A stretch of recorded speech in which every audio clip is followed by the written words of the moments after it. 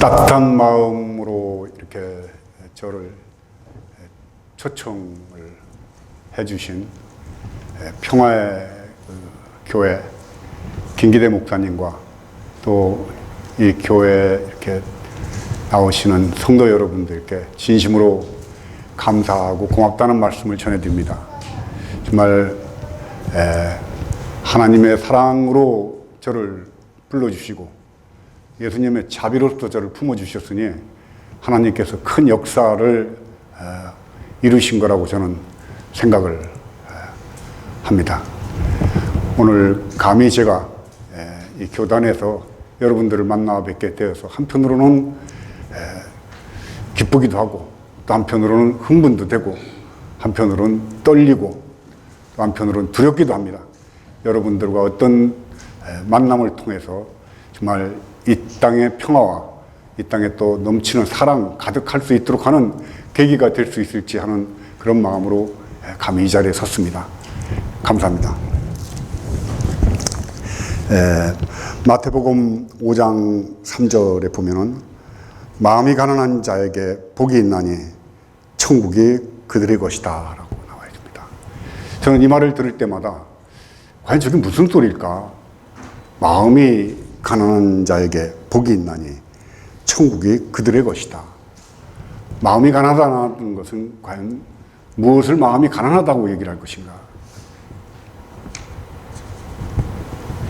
많은 분들에게도 제가 여쭤보기도 하고 또 목사님들이나 신부님들하고 대화를 할 때 과연 마음이 가난하다는 것은 어떤 상태를 얘기하는 겁니까? 이렇게 여쭤보기도 하고 했습니다. 결국은 저의 소견이 들어갈 수밖에 없죠. 제 소견으로 마음이 가난하다는 그런 말들을 제 나름대로 한번 풀어를 봤습니다. 마음이 가난하다는 것은 일체 마음 속에 불교식으로 얘기하면 번뇌, 욕망, 헛된 탐욕이 다 사그러져서 마음이 텅 비어져서 공한 상태를 마음이 가난하다라고 저는 표현을 하고 싶습니다. 물론 제 말에 대해서 다른 해석을 하는 분들도 있으리라고 믿습니다만은 저는 그렇게 해석을 하고 싶습니다. 마음 가운데 욕망과 탐욕과 번뇌심이 다 비어져서 완전히 텅 빈 공의 상태. 그래서 저는 이 글 구절이 저희 불교와도 만날 수 있는 구절이라고 저는 생각을 합니다. 마음이 비어진 자요. 그 자리는 바로 천국에 이르는 자리라고 저는 봅니다. 마음이 비어져서 공해서 일체 욕심이 끊어진 탐욕심이 끊어진 번뇌심이 끊어진 그 자리. 따로 이 천국을 가는 것이 아니라 우리 마음 가운데 번뇌심이 끊어진 자리를 천국이라고 이렇게 얘기를 하고 싶습니다. 물론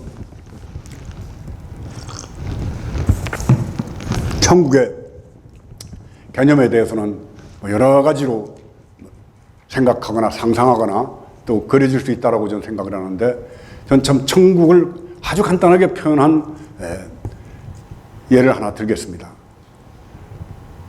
누군가가 지옥을 가봤습니다.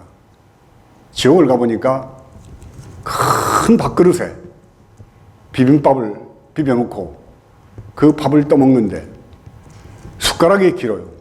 그 숟가락이 한 발씩은 되는 숟가락을 들고 그 밥을 떠먹는데 너무 길으니까 이 숟가락으로 뜬 밥이 자기 입으로 안 들어오는 거예요.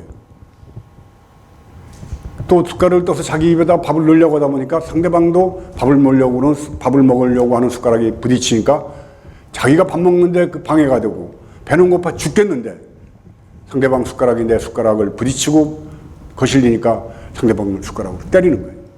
그러니까 상대방도 숟가락으로 날 때리는 거예요. 그러니까 밥그릇은 그대로 놔둔 채로 서로 숟가락을 들고 서로 머리를 내리투대가면서 싸우는 형국이 지옥인 거예요. 그 다음에 천국을 가봤습니다.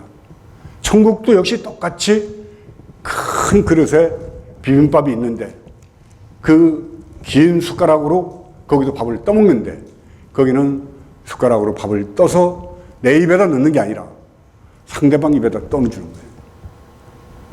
내 입에다 떠넣으면 숟가락이 길으니까 입으로 들어오질 않죠. 그러나 그 숟가락으로 상대방 입에 떠넣어주니까 아무리 길어도 좀 떨어져 앉아서 받아 먹으면은 그 밥을 받아 먹을 수가 있지 않습니까? 그러니까 상대방도 그 숟가락을 떠서 상대방이 입에다 넣어주면서 서로 하하, 호호, 히히, 헤헤 하면서 밥을 떠주는 그 자리를 천국이라고 이렇게 얘기를 했습니다. 그러면은 나의 욕심을 비우고 나의 불타는 그런 그 욕망과 탐욕심을 버렸을 때야만이 상대방이 보이는 것이죠. 내가 꽉 차 있는 사람, 내 욕심으로 꽉 쳐서 내 마음이 번뇌심으로 꽉 들어차 있는 사람은 절대 그러한 타인에 대한 배려와 타인에 대한 연민과 타인의 슬픔에 대한 같은 눈물 흘려줌 아니면 손 내미는 마음이 일어날 수가 없다라고 보는 겁니다. 나에 대한 욕망이 다 끊어진 사람, 그래서 마음이 가난한 자에게 복이 있나니 바로 그 자리가 마음을 다 비워서 욕망이 다 내려진 자리, 공한 자리가 바로 천국이라고 저는 성경에 말씀하신 걸로 그렇게 해석을 하고 싶습니다. 이 가난에 대해서는 저희 절집안에도 가난을 얘기한 그런 그 구절들이 나옵니다. 건연빈 미시빈, 건연비, 갈 것자입니다. 지나간 해 가난은 건연비는 미시빈이요. 아직 덜 가난한 거예요. 금년빈 시시빈, 금년 가난이 참 가난이다. 이렇게 얘기를 합니다.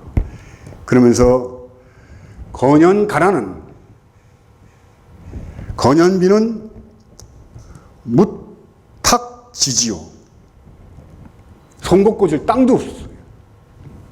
작년 가난은 손꼽 꽂을 땅도 없더니 금년 가난은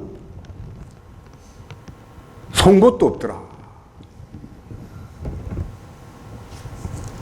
재밌죠? 얼마나 가난한가를 얘기하는데 작년 가난은 송곳 꽂을 땅도 없더니 금년 가난은 정말 가난해서 송곳도 없더라. 이 자리가 비운 자리입니다. 모든 것이 내려져 있는 텅 비어진 자리라고 저는 보는 겁니다. 완전히 비어진 자리, 아소심이 끊어진 자리, 나라고 주장할 수 있는 어떤 무엇도 끊어진 자리, 일체 알미 내려진 자리. 우리는 살아가면서 지역 또 아니면 환경, 연령, 시대에 따라서 우리가 바라보는 관점이 생겨버립니다. 조선시대에 살았던 사람들과 지금 살고 있는 사람들이 바라보는 세계관은 완전히 다를 수밖에 없습니다. 지금은 스마트폰 하나만 들고 있으면 세상이 모두 그 안에 들어있습니다. 옛날 말이 들뛰고 까불고 날뛰는 사람 보고 결국은 부처님 손바닥이야 이렇게 얘기하는 경우가 있습니다. 손오공이 아무리 재주가 많아도 근두운을 타고 구름을 타고 수백 리 수천 리를 날아가도 보니까는 부처님 이쪽 손가락에서 새끼손가락으로 날아가는 그런 그 서유기에 나오는 대목들이 나옵니다. 그래서 아무리 재주가 뛰어나다 하더라도 부처님 손바닥 아니야 이렇게 얘기하는데 그야말로 지금 이 스마트폰을 들고 있으면은 손바닥 안에 세상이 다 들어있는 것이죠. 부처님 손바닥 안에 있는 게 아니라 내 손바닥 안에 이 세계가 다 들어있습니다. 제가 오늘 마음이 가난한 자에게 복이 있나니 천국이 그들의 것이다 라는 이 제목을 가지고 설교를 하기 위해서 갑자기 우리 김 목사님께서 성경 말씀으로 오늘 설교를 좀 해주십시오 해서 고르다가 제가 좋아하는 이 대목이 과연 어느 대목에 이 글귀가 나오는가는 확실히 몰랐습니다. 그래서 스마트폰에다가 마음이 가난한 자여 하고 치니까 바로 마태복음 5장 3절에서부터 12절까지 거기에 팔복자의 그 복 중에 하나가 마음이 가난한 자가 복이 들어가 있더라고요. 그러니 무엇도 부처님 경전도 핸드폰에 들어가서 치면 그대로 다 나오니 이제는 저는 저희 봉은사에 있을 때 저희 신도들에게 법당에 가서 부처님한테 절하지 말고 집에서 스마트폰을 놓고 절을 하라고 가르쳤습니다. 스마트폰 안에 다 들어있는 겁니다. 그런 세상을 우리가 살고 있기 때문에 조선시대나 신라시대나 고려시대나 옛날에 살았던 사람들과 세계를 바라보는 관점이 달라졌습니다. 그러면 지금 우리가 살면서 바라보고 있는 세계관이나 우주관이나 역사관은 안 바뀔까요? 역시 언젠간 바뀌겠죠. 그럼 무엇을 진실하다고 믿고 무엇을 변하지 않는 진실이라고 믿으면서 우리는 살아갈 것인가? 한번 돌이켜 봐야지 된다고 저는 생각합니다. 중세 기독교 가톨릭에서는 지구는 평면이었습니다. 쭉 배를 타고 나가면은 낭떠러지가 되고 그 밑으로 떨어져서 지옥으로 떨어진다고 이렇게 알고 있었습니다. 지구가 평면이었던 거예요. 코페르니쿠스, 갈릴레이가 지구의 지동설과 천동설을 주장하면서 이제 지구는 둥글고 자전과 공전을 한다는 과학자들의 정언이 나왔을 때 중세 가톨릭에서 어떻게 했습니까? 이단으로 몰았습니다. 사탄으로 몰았습니다. 그래서 종교재판에서 결국은 갈릴레이가 지구가 둥글다는 것을 포기하고 그 말은 거짓이라고 증언을 하고 나오면서 문 슬며시 닫으면서 그래도 지구는 둥글다라고 증언을 합니다. 이때 그 증언했던 것을 받아서 브루노 신부라는 분이 천문학자이면서 신학자였던 브루노 신부가 끝까지 지구의 지동설과 천동설 주장을 굽히지 않았습니다.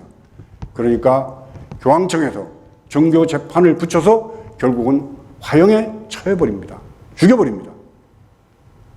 이 시대에 살았던 사람들은 전부 다 거짓된 정보 속에서 거짓된 세계관을 진실로 믿고 살았던 거죠. 지금 우리가 알고 있는 세계관, 우리가 알고 있는 지식 속에서 바라다 보이는 세계는 과연 안 변할 것인가? 결국은 이건 언젠가 과학 문명이 더 발달되고 인간의 지혜가 더 수승해지면은 지금 우리가 알고 있는 손바닥만한 인간이 갖고 있는 그 어리석은 소견 속에 받아들여졌던 세계관은 또 언제 바뀔지 모른다는 거죠. 그날 세계관에 대한 알 수 없는 세계관을 결국은 우리는 쉽게 하나님한테 맡겨버리는 겁니다. 이건 우리 인간의 일이 아니야. 이건 하나님이 판단할 일이야. 그리고 맡겨버리는 겁니다. 우리가 믿는 하나님은 과연 어떤 하나님일까요?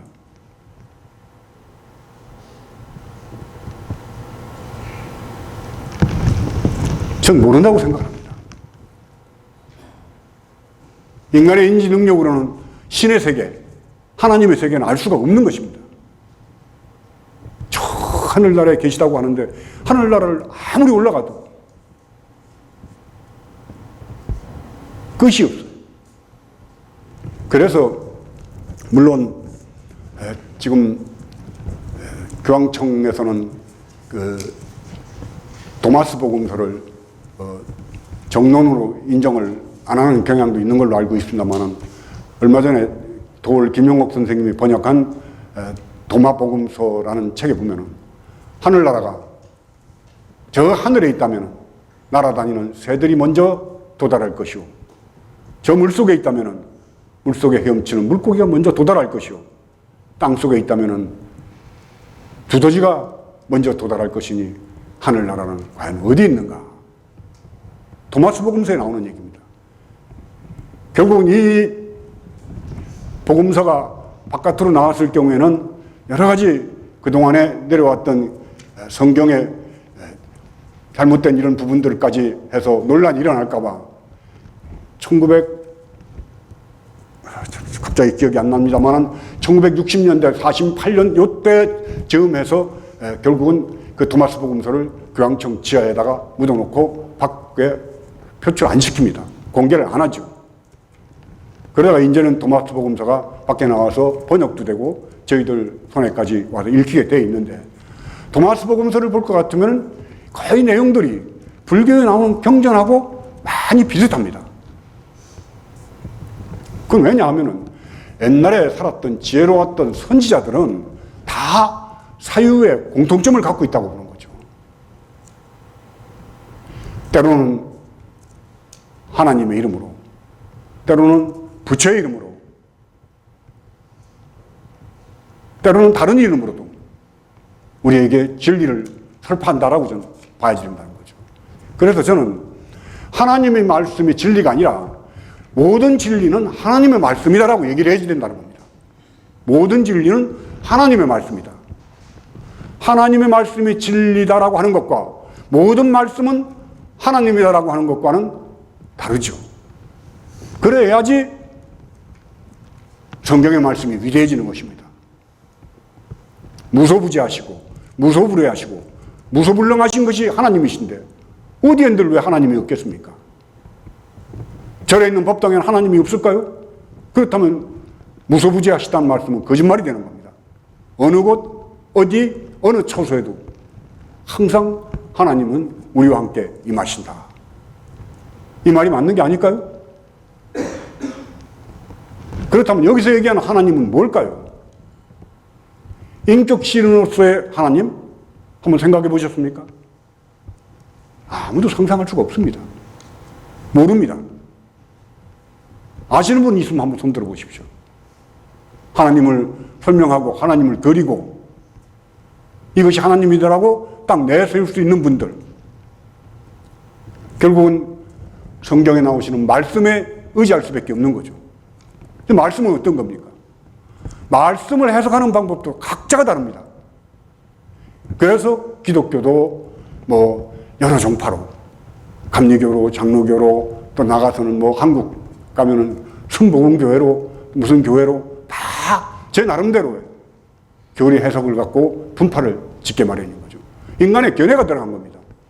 하나님의 말씀은 한 가지인데 인간이 바라보는 소견이 각각 다르기 때문에 해석 방법이 다 달라서 이파, 저파, 이 세력, 저 세력이 달라지는 거죠.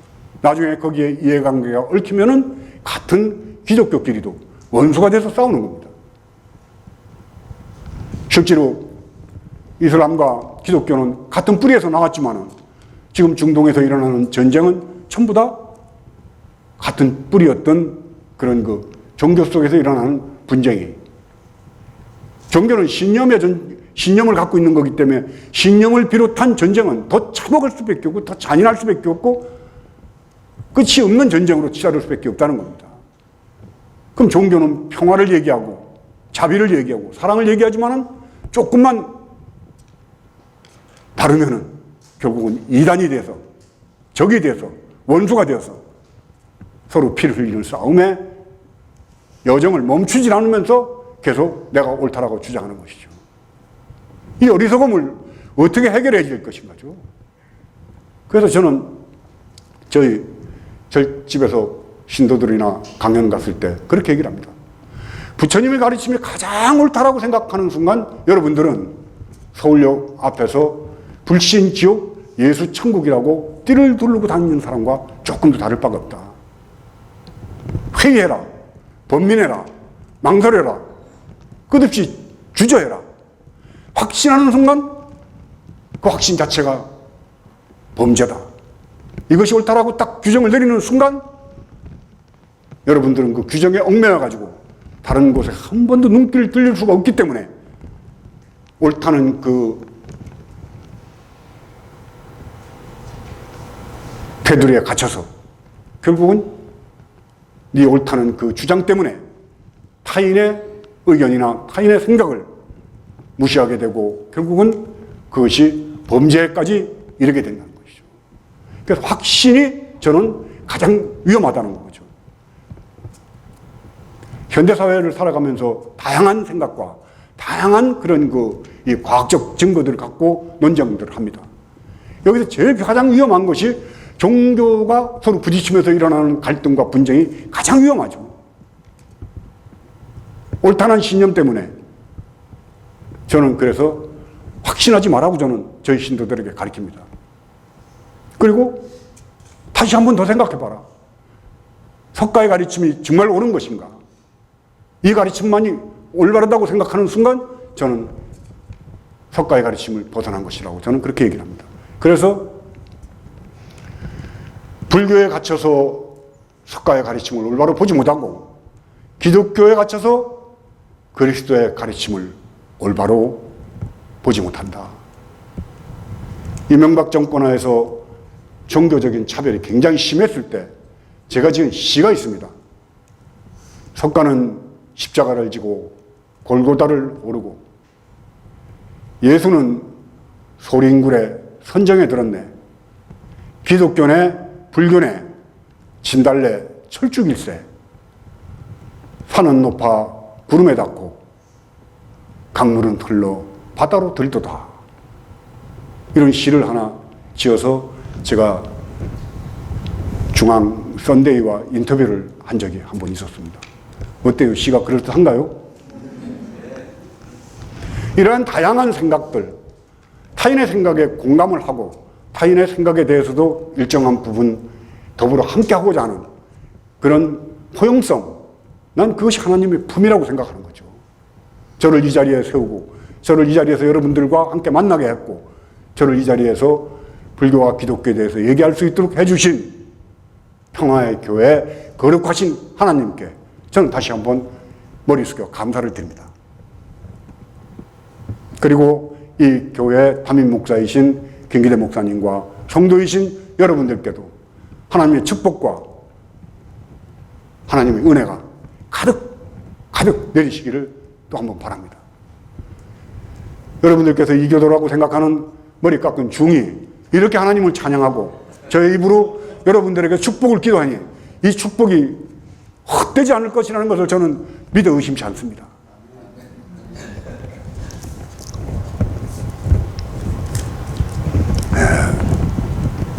제가 어저께 강론을 하면서 그런 얘기를 했습니다. 왜 창세기에 6일 창조를 얘기를 했는데 왜 6일만이냐?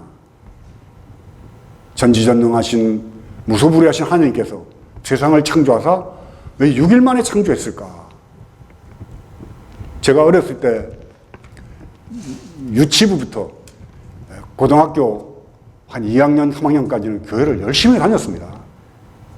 저희 어머님이 6살에 일찍 세상을 떠나시고 저희 집에 새로 시집을 오신 계모님이 황해도 해주에서 큰 과수원을 갖고 있었으며 또한 아주 독실한 기독교 집안의 신여성이었습니다. 일제 때 중등학교를 다녔기 때문에 그래서 어린 저를 끌고 영락교회를 아침 새벽부터 기도를 다녀서 어렸을 때부터 교회를 다녔기 때문에 교회에 가는 것은 그렇게 어색하진 않죠. 근데 어렸을 때부터 저는 궁금한 게 저희 어머님이 일찍 돌아가셔서 제가 굉장히 불행하다고 생각을 했습니다. 왜 사람은 공평하지 않을까? 하나님께서 이 세상을 만드셨다면 왜 어떤 사람은 행복하게 어떤 사람은 불행하게 처음부터 태어날까?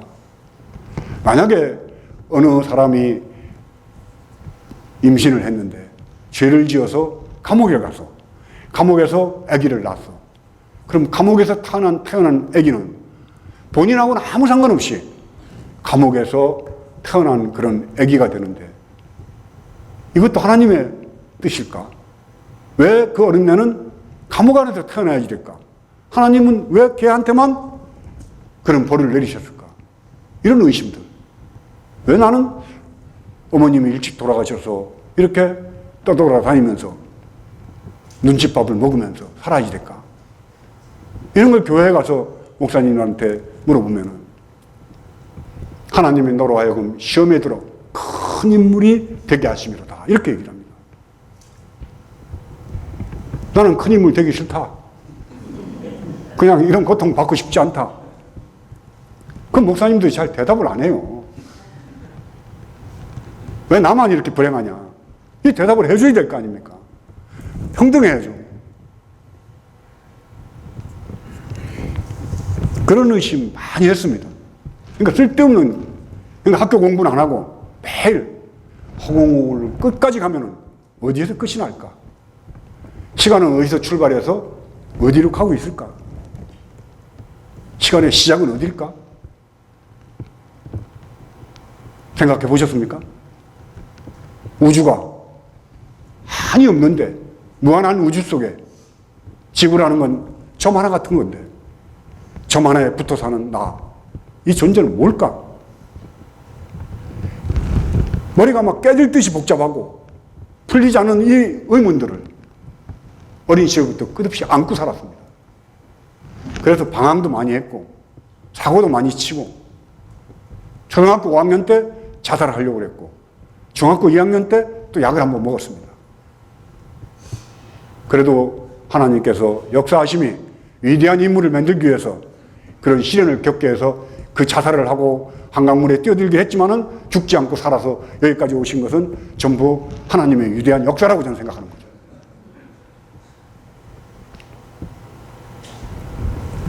그래서 그런 의심이 많이 들었어요. 왜 6일 만에 창조를 했을까? 3일도 있고 눈 깜짝할 수도 있고 하루도 있는데. 그런 생각 안 해보셨습니까? 혹시 여기 집사님이나 권사님들은 그런 생각 아예 안 해보셨어요? 왜 6일 만에 만드셨을까, 하나님께서? 근데 요한 계시록, 묵시록이죠. 묵시록에 보면은 6이라는 숫자가 또 악마의 숫자죠. 오맨이라는 영화에 보면은 6이라는 숫자가 3개가 나옵니다. 6이라는 숫자를 전부 하나씩 감추고 나오는데 그 악마의 대장은 6이라는 숫자를 3개를 감추고 나오죠. 왜 6이라는 숫자가 창세기에서는 창조의 숫자인데, 6일 만에 창조를 하셨는데, 그리고 실제 쉬셨는데, 묵시록에는 6이라는 숫자가 악마의 숫자일까? 이런 생각이 참 쓸데없는 생각이죠. 그냥 믿어야지 되는데 저는 그냥 믿을 수가 없더라고요. 그래서 제가 하는 말이, 시장에 가서 옷을 하나 사도 우리가 뒤집어 보고 상표도 보고 바느질한 것도 보고 다 이러고 물건 하나를 사는데, 나의 영혼의 세계를 의탁할 하나님에 대해서 살피고 묻고 다시 또 묻지 않는다면 그건 하나님을 위하는 것이 아니다. 자꾸 물어야 된다. 무조건 믿는 거는 자칫하면 어리석은 믿음을 통해 가지고 맹목적 신앙이 돼버린다. 맹신이 돼버린다는 거죠. 맹신이 결국 어둘 미자가 돼서 미신이 돼버리는 거죠.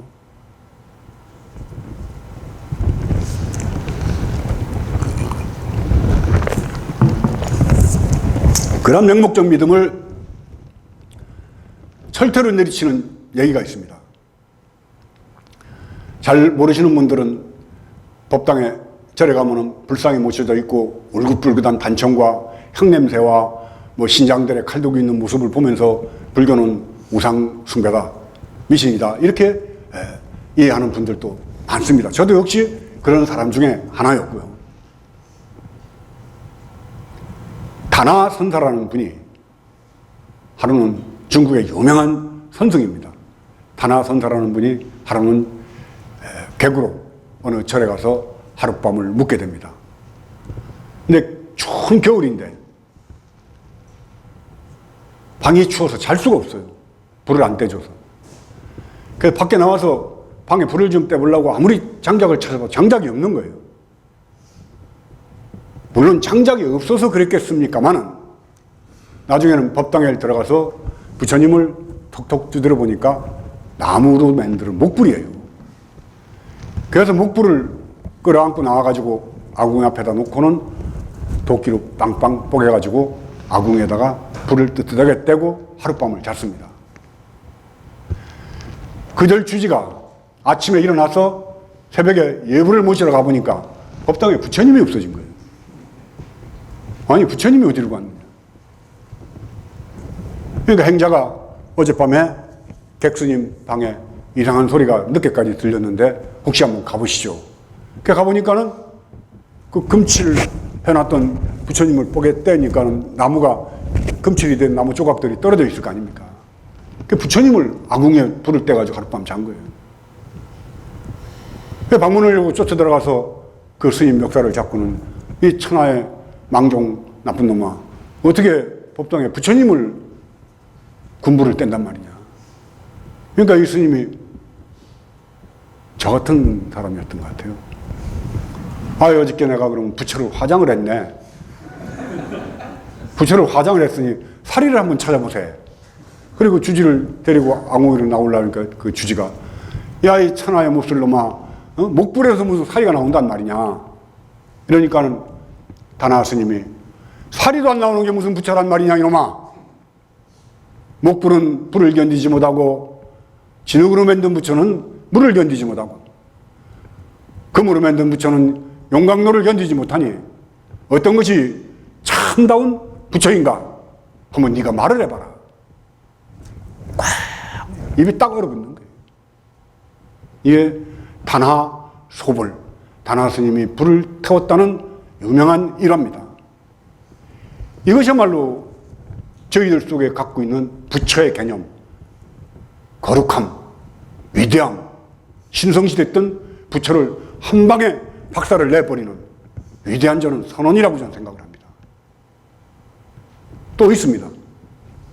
운문선사가 운문종이라는 종을 창종을 한 아주 위대한 중국의 선승입니다.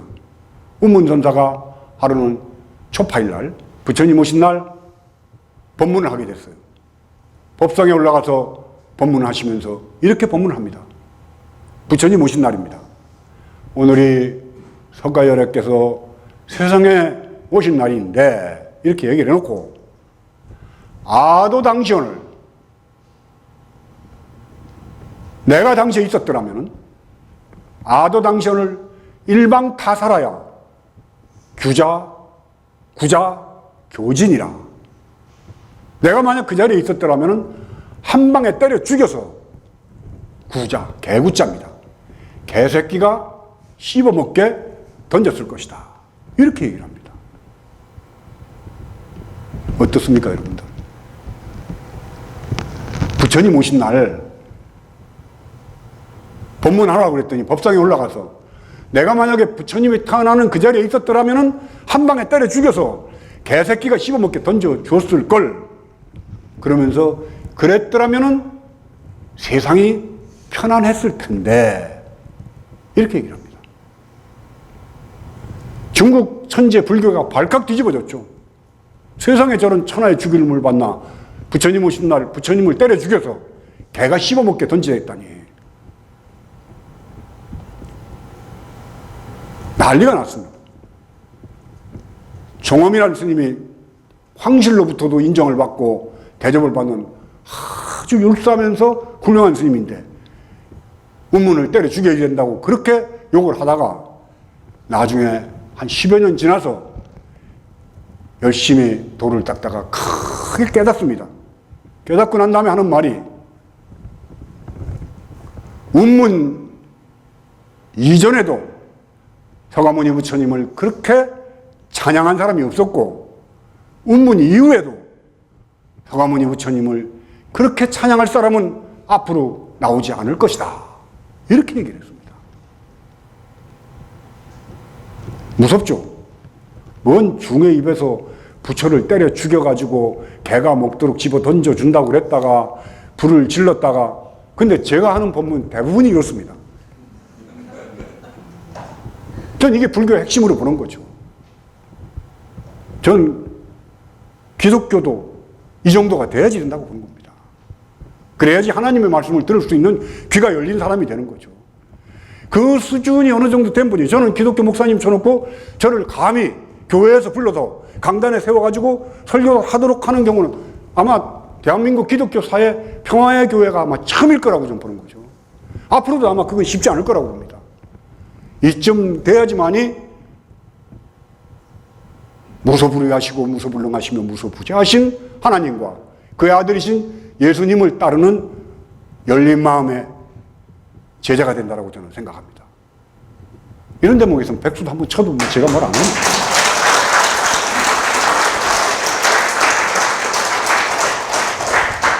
그래서 성경의 말씀도 다 인간이 갖고 있는 견해만큼씩 해석을 합니다.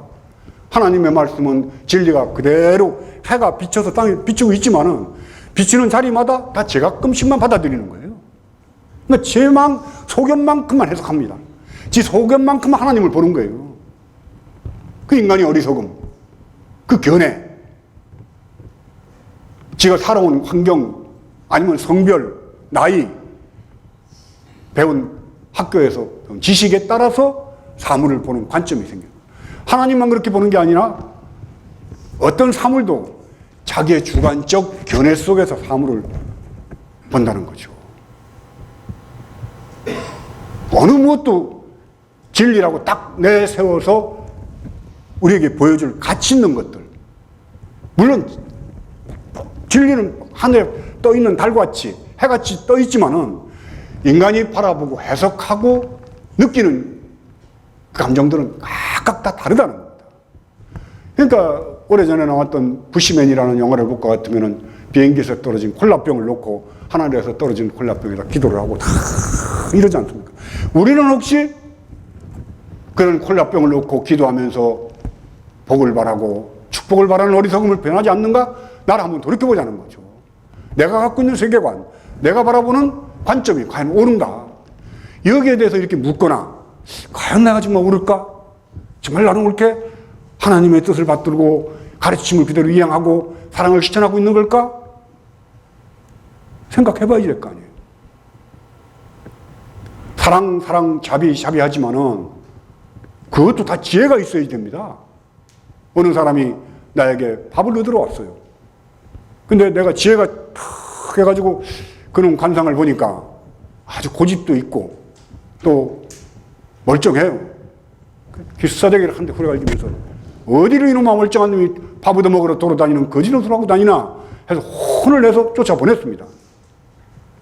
그랬더니 그게 분해가지고 열심히 일하고 노력을 해서 성공을 했어요. 복수를 하기 위해서. 이게 자비입니까? 그 사람 딱을 때린 게 사랑입니까? 아니면은 그 사람 못 쓰게 만드는 그런 저주입니까? 우리는 아무도 모르는 겁니다. 우리가 사랑을 베푼다고 어린애한테 그래 너 참 그래 많이 먹는다 그죠? 배고픈데 많이 자꾸 먹여가지고 어린 시절부터 비만에 만드는 경우는 없을까요? 내 새끼 이쁘다고 그냥 그대로 놔둬가지고 버르장머리 없이 만들어서 사람들 많은 데 가서 떠들고 뛰어다니고 소리 꽥꽥 질리도록 놔두는 거?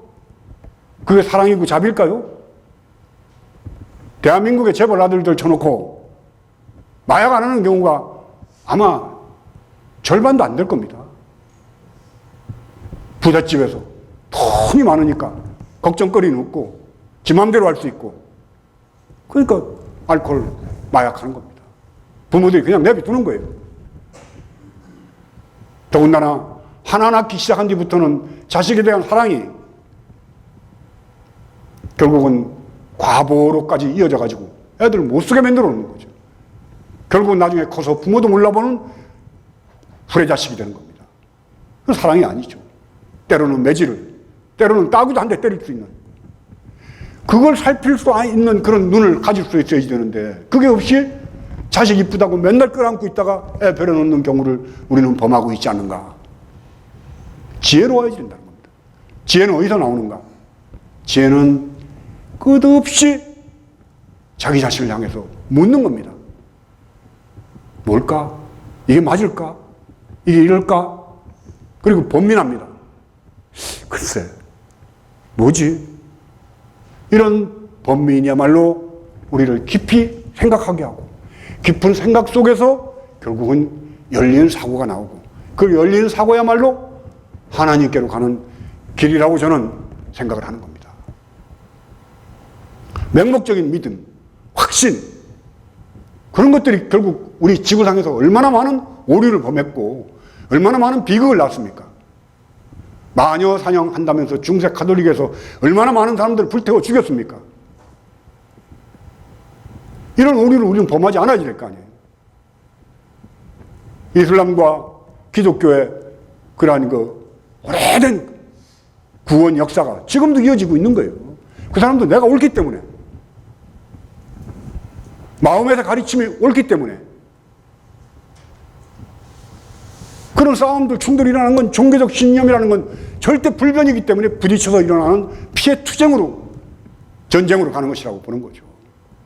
그래서 확신만한 위험은 없다. 현대 사회에서 가장 위험한 것이 확신이기 때문에 우리는 끝없이 끝없이 물음을 통해서 지혜를 얻어가야 된다는 겁니다. 전 그것이 진정한 그리스도의 사랑을 실천하는 지혜를 만들어낸다는 거죠. 어리석은 사랑은 결국은 세상을 우습게 만들고 어린애를 바보가 만드는 그런 잘못을 범할 수가 있다는 겁니다. 그래서 저는 성경의 말씀에 나오는 말도 곰곰이 사유하면서 생각하면서 깊이 그래야지 말씀이 되죠. 그냥 건성 글자를 읽는 것으로서 넘어가 버리고 만다면은 그거는 하나님의 말씀을 공부하는 사람이 아니죠.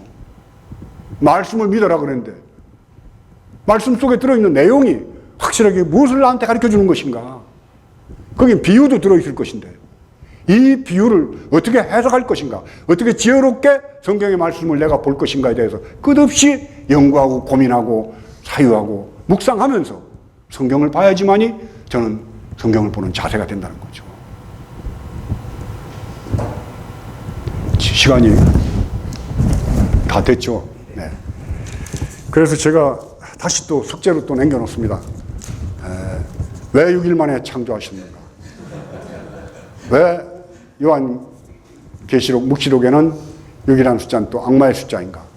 이거는 한 번 더 평화의 교회에서 저를 초청해 주시면 그때 와서 말씀을 드리도록 하겠습니다.